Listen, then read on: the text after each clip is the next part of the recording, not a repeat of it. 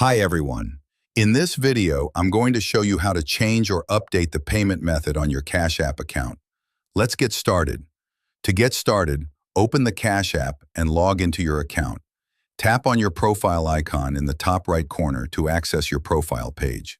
Here you'll see information such as your available cash balance, as well as options for cash, Bitcoin, and your linked payment methods like bank accounts, debit cards, or credit cards. To update a payment method, select the specific method you want to change. For example, a bank account, debit card, or credit card.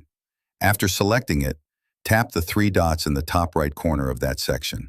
From there, you'll have the option to either replace or delete the payment method. If you want to add a new payment method, return to the same section and choose the Add Card option. This lets you easily replace the old payment method with a new one. And that's it.